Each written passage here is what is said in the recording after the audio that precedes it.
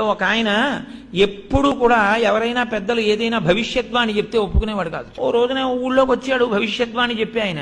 అందరూ వెళ్ళి చెప్పించుకుంటున్నారు. ఈయన ఎవరి మాట నమ్మడండి అన్నారు.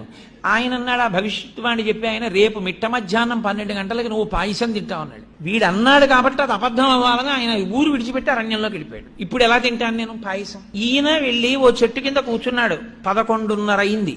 అటుగా వెడుతున్న బాటసారులందరూ మూటలు విప్పుకుని అన్నాలు తిందామని కూర్చున్నారు. కూర్చునేసరికి 11:12 అయింది. ఇంకా వాళ్ళు నోట్లో ముద్ద పెట్టుకుందాం అనుకుంటున్నారు.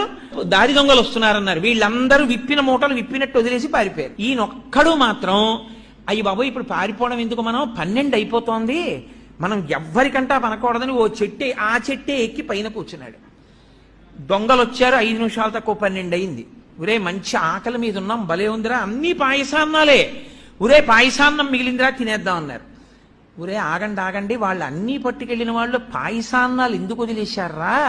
మన్ని మట్టు పెట్టడానికి ఇందులో విషం కలిపి ఉంటారు, ఇక్కడ ఎవడైనా ఉన్నాడేమో చూడండి, ముందు వాడికి పెట్టి చూద్దాం అన్నారు. ఖచ్చితంగా 12 అయింది. వాడిని దింపి నోట్లో పెట్టారు పాయసాన్ని. ఎందుకని వాడు పాయసం తప్ప ఏదైనా పెట్టండి, నేను తిన్న పాయసం తప్ప ఏదైనా పెట్టండి అంటున్నాడు. వీడికే పెట్టాలరా పాయసం అని ఖచ్చితంగా 12 పాయసం పెట్టారు. కాబట్టి కర్మవశమున భవమృతి కారణములు చేసుకున్న వాడికి చేసుకున్నంత మహదేవ.